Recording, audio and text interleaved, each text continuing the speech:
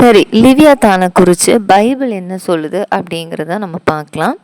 யோபு 41 அதிகாரம் 1வது வசனத்திலிருந்து 34வது வசனம் வரைக்கும் இதை குறித்து சொல்லியிருக்கு. நான் வாசிக்கிறேன், கேளுங்க. லிவியாத்தானை தூண்டிலினால் பிடிக்கக்கூடுமோ? அதன் நாக்கை நீ விடுகிற கயிற்றினாலே பிடிக்கக்கூடுமோ? அதன் மூக்கை நார்கயிறு போட்டு கட்டக்கூடுமோ? குரட்டினால் அதன் தாடையை உருவ குத்தக்கூடுமோ? அது உன்னை பார்த்து அநேகம் விண்ணப்பம் செய்யுமோ? உன்னை நோக்கி இச்சக வார்த்தைகளை சொல்லுமோ? அது உன்னோடே உடன்படிக்கை பண்ணுமோ? அதை சதா காலமும் அடிமை கொள்வாயோ? ஒரு குருவியோட விளையாடுகிறது போல் நீ அதனோடே விளையாடி அதை நீ உன் பெண் மக்கள் அண்டையிலே கட்டி வைப்பாயோ?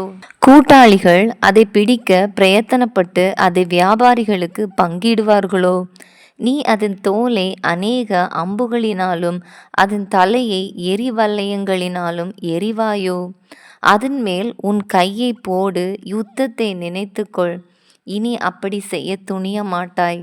இதோ அதை பிடிக்கலாம் என்று நம்பினவன் மோசம் போய் அதை பார்த்த உடனே விழுவான் அல்லவோ? அதை எழுப்பத்தக்க தைரியவான் இல்லாதிருக்க எனக்கு முன்பாக நிற்பவன் யார்? தனக்கு பதில் கொடுக்கப்படும்படி முந்தி எனக்கு கொடுத்தவன் யார்? வானத்தின் கீழுள்ளவைகள் எல்லாம் என்னுடையவைகள், அதன் அங்கங்களும் அதன் வீரியமும் அதன் உடல் இசைவின் நேர்த்தியும் இன்னதென்று நான் சொல்லாமல் மறைக்க மாட்டேன். அது மூடி இருக்கிற அதன் போர்வையை கிளப்பக்கூடியவன் யார்? அதன் 2 தாடைகளின் நடுவே கடிவாளம் போடத்தக்கவன் யார்? அதன் முகத்தின் கதவை திறக்கக்கூடியவன் யார்? சுற்றிலும் இருக்கிற அதன் பற்கள் பயங்கரமானவைகள். முத்திரை பதிப்பு போல அழுத்தம் கொண்டு அடர்த்தியாயிருக்கிற அதன் பரிசைகளின் அரணிப்புமாக சிறப்பாயிருக்கிறது. அவைகள் நடுவே காற்றும் புகமாட்டாதே. நெருக்கமாய் அவைகள் ஒன்றோடொன்று இணைக்கப்பட்டிருக்கிறது.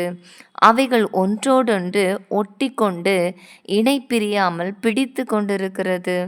அது தும்முகையில் ஒளி வீசும். அதன் கண்கள் அருணோதயத்தின் புருவங்களைப் போல இருக்கிறது. அதன் வாயிலிருந்து எரிகிற பந்தங்கள் புறப்பட்டு அக்கினி பொறிகள் பறக்கும். கொதிக்கிற சட்டியிலும் கொப்பரையிலும் இருந்து புறப்படுகிறது போல அதன் நாசிகளிலிருந்து புகை புறப்படும். அதன் சுவாசம் கரிகளை கொளுத்தும். அதன் வாயிலிருந்து ஜுவாலை புறப்படும். அதன் கழுத்திலே பலன் குடிக்கொண்டிருக்கும். பயங்கரம் அதற்கு முன் கூத்தாடும். அதன் உடற்கூறுகள் அசையாத கெட்டியாய் ஒன்றோடொன்று ஒட்டி கொண்டிருக்கும். அதன் நெஞ்சு கல்லை போலவும் இயந்திரத்தின் அடிக்கல்லை போலவும் கெட்டியாயிருக்கும். அது எழும்பும்போது பலசாலிகள் அஞ்சி பயத்தினால் மயங்கி திகைப்பார்கள். அதை தாக்குகிறவனுடைய பட்டயம், ஈட்டி, வல்லையம், கவசம் ஒன்றும் அதற்கு முன் நிற்காது. அது இரும்பை வைக்கோலாகவும் வெண்கலத்தை உளுத்த மரமாகவும் எண்ணும். அம்பு அதை துரத்தாது. கவண் கற்கள் அதற்கு துரும்பாகும். அது பெருந்தடிகளை தாளடிகளாக எண்ணி ஈட்டியின் அசைவை இகழும். அதன் கீழாக கூர்மையான கற்கள் கிடந்தாலும் அது சேற்றின் மேல் ஓடுகிறது போல கருக்கான அவைகளின் மேலும் ஓடும். அது ஆழத்தை உலைப்பானையைப் போல் பொங்க பண்ணி கடலை தைலம் போல கலக்கிவிடும். அது தனக்கு பின்னாக பாதையை துலங்க பண்ணும். ஆழமானது வெளுப்பான நரையைப் போல் விளங்கும். பூமியின் மேல் அதற்கு ஒப்பானது ஒன்றுமில்லை. அது நிர்பயமாயிருக்க உண்டு பண்ணப்பட்டது. அது மேட்டிமையானதை எல்லாம் அற்பமாய் எண்ணுகிறது. அது அகங்காரம் உள்ள ஜீவன்களுக்கெல்லாம் ராஜாவாய் இருக்கிறது என்றார்.